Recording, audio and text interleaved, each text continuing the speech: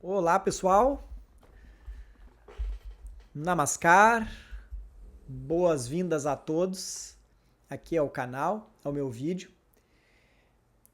Não tô abrindo nas melhores condições, talvez de iluminação, de áudio, mas o importante é que eu tô abrindo o vídeo. E faz bastante tempo que eu venho postergando a fazer esse primeiro vídeo. Talvez alguém já tenha assistido algum vídeo no canal, mas eu retirei e vou deixar esse como primeiro vídeo. E inclusive já coloco como eu vou chamar, pelo menos por enquanto, esse espaço, que é o Diário do Eremita. E falo rapidamente por que da escolha do nome. A escolha do nome foi pelo seguinte, exatamente por esse meu movimento de postergação, de demorar tanto a chegar nesse momento de ir gravar. Apesar de vir trabalhando com processos de coaching, com mentoria e tendo, de certa forma, sentindo que tenho agregado em muitas conversas, em muitas mentorias, mas havia uma barreira ainda de vir aqui gravar, apesar de já estar gravando em redes sociais, mas aqui especificamente para o YouTube, para o meu canal, eu não estava alimentando devidamente, não estava trazendo a mensagem que talvez possa servir para você, para quem estiver assistindo o vídeo. E por que o Diário do Eremita? Foi uma forma de um pouco me enganar meu cérebro. Ao eu chamar diário, nós sabemos, é aquele velho costume, né? Hoje em dia já nem tanto se tem, de tomar nota, né? Acontecimentos do nosso dia, pensamentos. E essa é a ideia de chamar de diário, porque eu vou muito mais abrir a câmera pensando que eu tô falando comigo mesmo. Essa é a minha ideia. Muita coisa eu boto no notas, muita coisa eu anoto em cadernos, escrevendo alguns poemas ou escrevendo algum conto de alguma coisa, pensamentos, simplesmente reflexões. Mas agora eu vou trazer para cá, para o vídeo. É o meu diário. Pode servir para você, para muita gente, mas a ideia é eu vencer essa barreira inicial pensando que é o meu diário, só que eu vou colocar ele no YouTube e eu vou poder assistir lá meu próprio diário, ver minhas reflexões, perceber eventual evolução, crescimento pessoal que eu venha experimentar nos próximos semanas, meses e anos. E quem quiser embarcar nessa jornada comigo vai ser um prazer. E por que o eremita?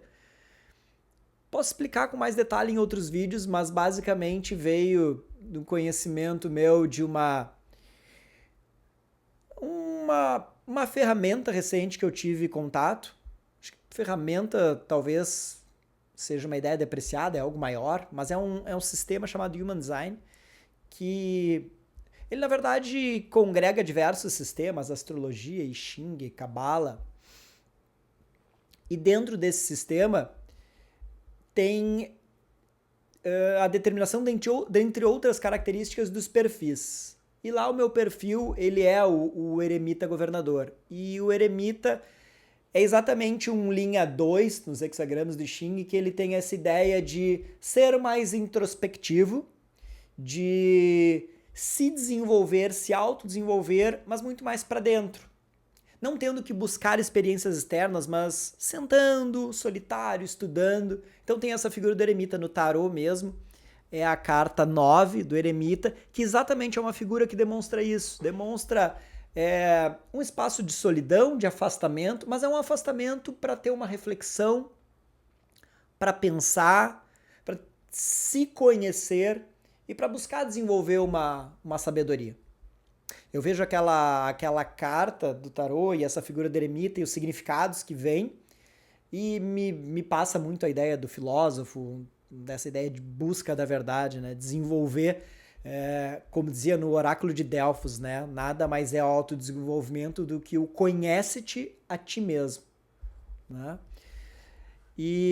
Mas essa é mais ou menos a ideia geral de por que Diário do Eremita, então tem alguma alusão exatamente ao espaço que eu quero criar aqui e dar esse pontapé inicial imaginando que talvez só vá ser assistido por mim, então me deixo mais à vontade para seguir gravando.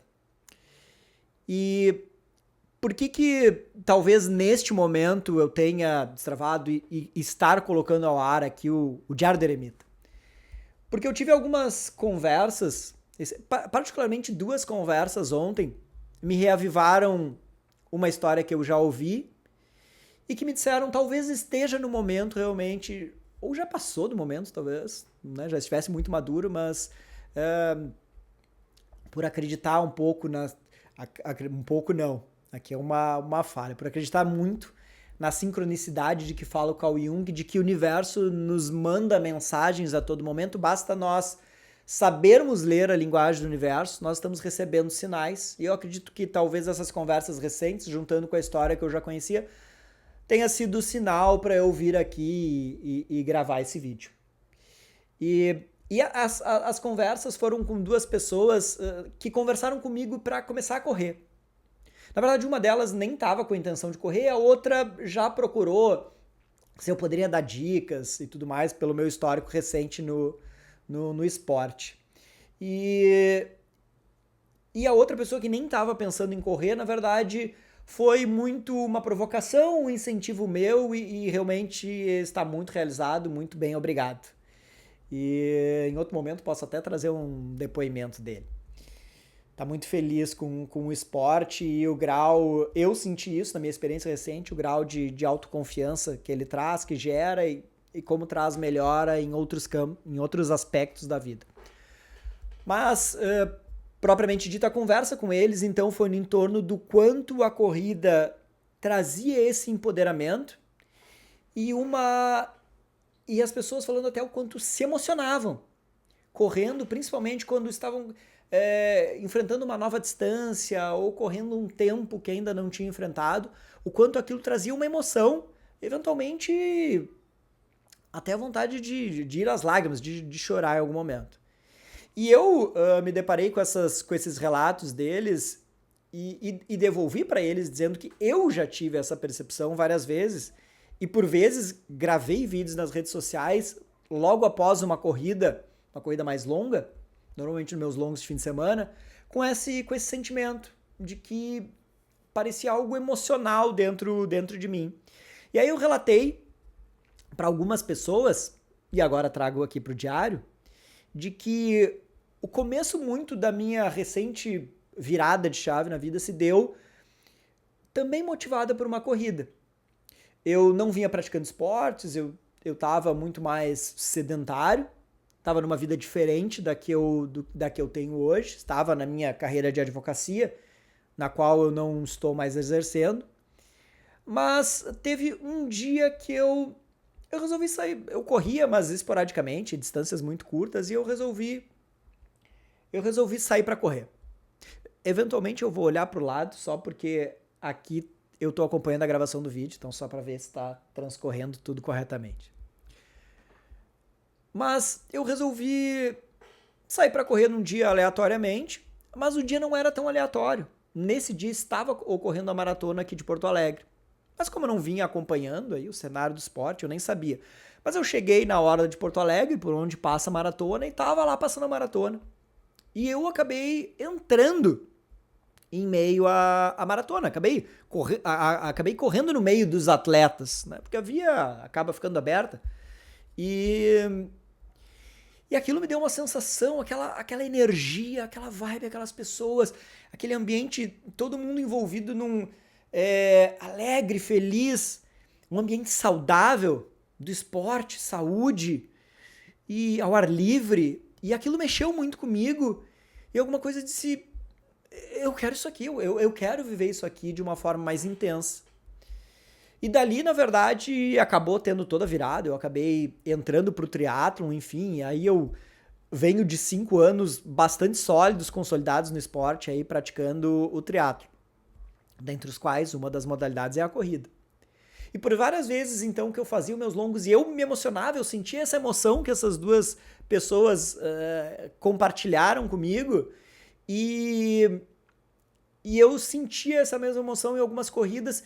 E o que eu consegui verbalizar em alguns vídeos que eu fiz? Eu disse, olha, essa emoção que eu sinto correndo ela certamente se deve a que foi o começo dessa minha virada de chave. O começo de buscar uma vida com mais equilíbrio, com mais atenção à saúde, com mais atenção a outras coisas que importam e às vezes a gente não dá tanta atenção. Então talvez cada corrida dessas, a minha mente, a minha alma se conectasse com aquele momento de novo de virada de chave. E talvez isso isoladamente me causasse também essa emoção. Mas não necessariamente essas pessoas que estavam me relatando tiveram uma virada de chave a partir do momento da corrida. E aí eu fui refletir um pouco mais o significado que isso poderia ter. E aí eu me lembrei dessa história que eu ouvi numa palestra de filosofia, que é da história de Fidípides, que era um atleta e guerreiro ateniense. E por ocasião das guerras entre a Pérsia e a Grécia, há uma famosa batalha, a Batalha de Maratona. E essa, tem versões um pouco diferentes dessa história. Tá? A versão, digamos assim, talvez mais oficial, contada por Heródoto, que é um historiador, mas também da antiguidade, ele diz que o feito de Fidípides teria sido se deslocar de Maratona até Esparta, que seria uma distância em torno de 240 quilômetros, cobrir em 2 dias essa distância e ir pedir reforços para a batalha. Mas há outras versões, inclusive há a versão encampada digamos assim, na história olímpica, que dá origem à prova da maratona, que seria a corrida de Fidípides de Maratona até Atenas, que teria corrido aqueles 42 quilômetros que nós conhecemos hoje como a maratona, e aí teria se originado então a prova. Mas vamos focar então, ainda que haja muita dissonância, se essa história ele foi só a Esparta ou se ele teve também essa viagem a Atenas, mas vamos adotar porque a prova de maratona tem como essa história como uma história também que fez parte da história. Então, o que teria ocorrido? Era uma guerra em que a Grécia tinha... os atenienses tinham uma convicção de que poderiam ter uma derrota para a Pérsia, que estava muito mais bem preparada, com um maior número de homens. Então, eles teriam deixado avisado na cidade de Atenas, e aqui também tem 2 versões. Uma versão é que as mulheres deveriam matar as crianças e se matar, exatamente porque os persas tomariam a cidade, então, para que não fizessem de escravos, que eles, então, dessem cabo da própria vida. Outra versão diz que eles deveriam pôr fogo na cidade e ir embora da cidade, exatamente para a cidade sagrada deles, para Atenas não ser profanada pelos persas, invadindo a cidade se vencessem a batalha. Mas, independente, qualquer das 2 versões vai nos servir. O fato é que eles deram um período X no qual, se eles não voltassem, então deveria ser adotada essa atitude drástica por quem ficou na cidade de Atenas. Só que por essas obras do destino, os gregos, os atenienses, acabaram vencendo a guerra. Até tiveram os reforços, né? Como diz Fidípides, foi buscar ajuda em Esparta. Então os gregos venceram os persas. Só que a batalha demorou mais tempo do que se imaginava. E corria o risco de exatamente o povo ateniense, por uma das versões, acabarem, né, se matando, ou na outra versão, destruírem a cidade. E em razão disso... Tá tudo ok. Só verifiquei se estava gravando. E em razão disso, eles tinham que, em um curto espaço de tempo, chegar até Atenas, para impedir uma desgraça. E aí eles exatamente acionam Fidípides, que era, além de guerreiro, atleta. Mas lembro, ele tinha lutado como guerreiro na batalha. Mas ele se dispõe, então era um corredor, em ir até Atenas, cobrir a distância dos 42 quilômetros da maratona, correr de maratona até Atenas. E ele chega efetivamente. Ele chega, mas ele chega exausto, porque ele tinha batalhado, ele tinha ido buscar a ajuda dos dos espartanos, e agora ele tinha essa corrida final para salvar Atenas, o povo de Atenas. E ele o faz e chega lá. Só que quando ele chega, ele está tão exausto que ele está à beira da morte. E ele consegue só proferir uma palavra: vencemos. E cai morto.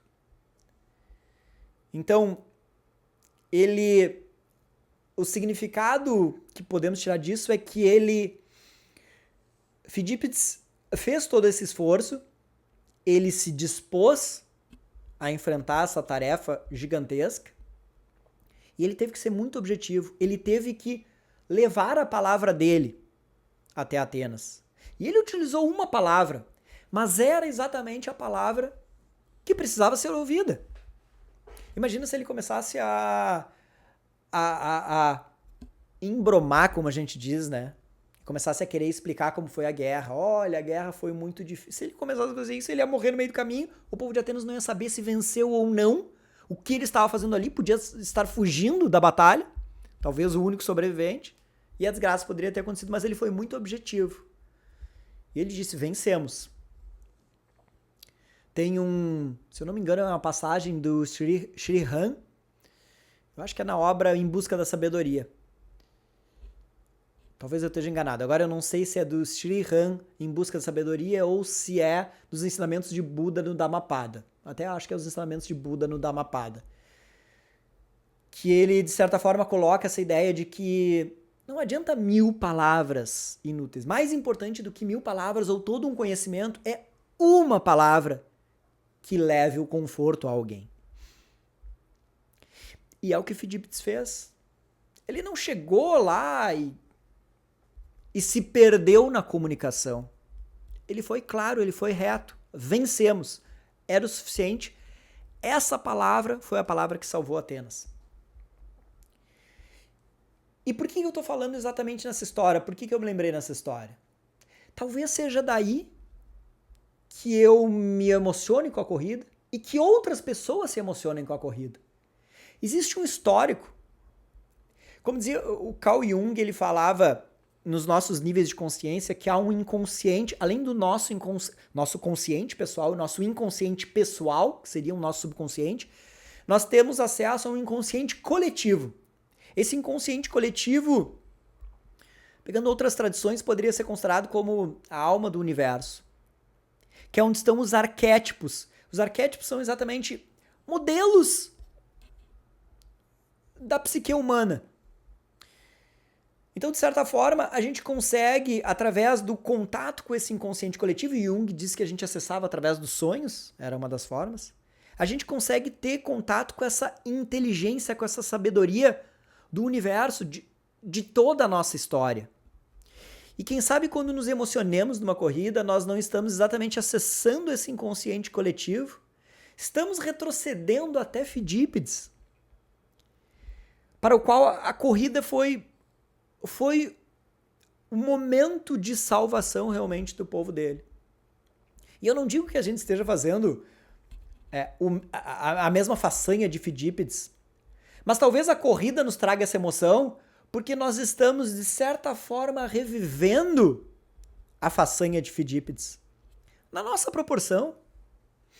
Nós estamos, através da corrida, cuidando da nossa saúde, sendo uma pessoa melhor, possivelmente com isso podendo ser melhor para as pessoas que estão na nossa volta. E mais do que isso, talvez a nossa reminiscência, que é um termo até platônico, nós estejamos recuperando aquela ideia que Fidípides nos deixa, que é todos nós temos uma palavra para trazer ao mundo.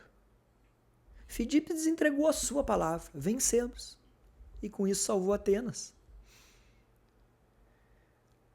Tem uma outra passagem que é muito bonita, que eu acho que é do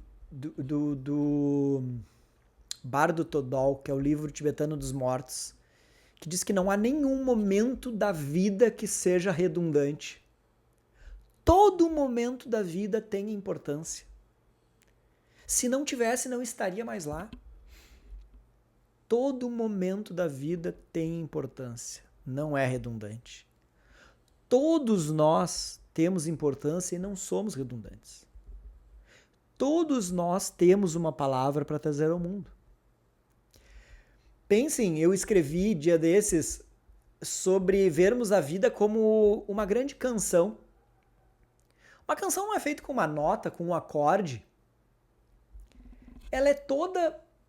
A harmonia dela vem da conjunção de diversos acordes, diversas notas. E vamos pensar em nós todos como cada um sendo um acorde, cada um sendo uma nota. Nenhum de nós é redundante. Todos temos que trazer o nosso acorde para a música. Mas nós tendemos, principalmente num pensamento moderno, talvez mais ainda no pensamento ocidental, até alguns modelos de sucesso e que a gente parece que separou de toda a escala musical uma ou duas notas musicais. Essas são importantes, o resto não tem valor. E se eu não consigo replicar aquele dó, não adianta eu ser um si, o si não tem valor, o dó é que tem valor. E aí nós criamos alguns modelos que parece que são os únicos que servem. E se nós não carregamos dentro de nós o dó, se nós carregamos o si, então nós achamos que a nossa vida é inútil e que nós não temos nada para trazer ao mundo. Isso não é verdade. E talvez a corrida toque isso, a nossa alma se lembre de Fidípides. E nos emocionemos porque naquele momento, de uma forma inconsciente, vem à nossa mente que nós temos uma palavra para trazer ao mundo. Nós temos o nosso vencemos para dizer para o mundo. Nós devemos entender que não somos redundantes, somos um acorde da grande canção da vida. Todos nós temos algo a dizer. E além de, com isso, refletir sobre essa, talvez, emoção que surja na corrida, aí mais do que a corrida, vou adiante, numa maratona mesmo. Acompanhem a chegada de uma maratona e vocês vão ver a emoção das pessoas que estão terminando aquela corrida. Seja dos primeiros ou dos últimos. A questão não é vencer o outro, é atingir aquela marca. E todos se emocionam ao completar uma maratona. Se você não completou uma maratona, pergunte para algum amigo, algum conhecido, algum parente que completou. Ou acompanhe a linha de uma chegada de uma maratona. Quem sabe todas aquelas pessoas não estejam flertando com a reminiscência que nos fala Platão, estejam se lembrando de alguma coisa que elas conscientemente podem não saber, mas que a alma delas conhece. É um Fidípides dentro de cada um dizendo: você está trazendo essa palavra ao mundo, você está tocando a canção da vida. Eu estou focando exatamente na questão da corrida, porque foi o que me ocorreu, mas vamos extravasar, não é só a questão da corrida. Quando nós estivermos realmente praticando a retação, que dizem os hindus, ou como diziam os filósofos gregos, quando estivermos nos aproximando do que é divino, do que é belo, do que é bom, do que é justo, que são essas ideias, digamos assim, que transcendem a nossa materialidade, né, do dia a dia, do que é físico. Tudo isso, quando fazemos atos nesse sentido, talvez estejamos tocando nosso acorde e todos nós temos uma palavra a dar. Não é só uma nota musical que importa, ainda que tentem nos vender essa ideia. Todas as notas importam. Todos nós temos a palavra para trazer ao mundo. E de certa forma, por isso que eu quis destravar essa trava que eu estava em vir até o YouTube. E eu, de certa forma, estou procurando honrar Fidípides, a canção da vida, ou todos os outros paralelos que possamos fazer. E estou trazendo a minha palavra. Chamando de Diário do Eremita, imaginando que estou gravando um diário para mim mesmo. Pode ser para eu ver minha curva evolutiva. Pode ser que isso faça sentido para você, para alguém que esteja me acompanhando hoje, amanhã, ou sabe-se lá quando esse vídeo possa ser assistido. Então eu estou dando o pontapé inicial aqui oficialmente, agora o meu canal do YouTube, Diário do Eremita, procurando trazer reflexões como essa, alguma coisa nessa linha, principalmente dividindo com vocês a minha pretensão, o pretenso filósofo que me entendo, no sentido de que o filósofo não é alguém sábio, ele é alguém que ama a verdade, que está em busca de. E é isso que tem me movido hoje. Eu estou em busca de. Vamos imaginar que a vida tem diversos passos da escada. Talvez esteja no segundo. Não importa em que degrau estou. Mas eu quero, através do diário, vir dividindo comigo mesmo e com quem adentrar ao meu diário, a perceber, a dividir exatamente o que eu estou descobrindo, o que eu estou estudando, o que eu estou vendo, o que está aparecendo para mim, o que aparece para mim diretamente através de obras que eu leio, de conversas que eu tenho, ou mesmo de reflexões, de tudo que eu absorvo. A gente tem meio que um liquidificador interno, né? A gente bate tudo aqui e gera ideias. E é importante que geremos ideias, porque normalmente nós caímos numa zona de conforto de comprar ideias prontas em todas as áreas. Em todas as áreas. Mas é importante que tenhamos pensamentos originais. Temos que beber nas fontes, né? Mas é importante que tenhamos pensamentos também originais. E mais uma questão que eu venço, mais uma barreira que eu ultrapasso gravando o vídeo, além do entendimento de que, sim, a minha nota musical importa para o mundo. Sim, eu tenho uma palavra. Eu tenho o vencemos para falar. E como diz no Dhammapada, melhor do que dizer 1000 palavras. Eu tanto me preparei para daqui a pouco gravar o vídeo mais perfeito, que fosse meio que uma aula, que eu conseguisse transmitir de uma forma organizada um conhecimento. Mas ouvindo o Dhammapada e esse ensinamento do Buda, que adianta 1000 palavras se não nos levam a lugar nenhum, quando uma palavra que conforte alguém tem tanto valor? Então, dentro desse meu pensamento de hoje, ou talvez de algum vídeo posterior, ou do que eu escrevo nas redes sociais, talvez uma palavra do que eu colocar ali te toque a você. Em algumas vezes, em outras postagens que eu já fiz, eventualmente a gente recebe o feedback. Poxa, aquele negócio que tu escreveu, foi importante pra mim. Aquilo me fez despertar alguma coisa. Assim como tantas vezes eu vi o vídeo de alguém ou li alguma coisa e disse, puxa, isso me despertou alguma coisa. Então, essa é a minha intenção. Eu espero que gere uma reflexão. Eu vou procurar trazer, eu não sei com que periodicidade eu vou gravar os vídeos, mas vou tentar, vencendo esses meus obstáculos iniciais, tentar gravar com uma maior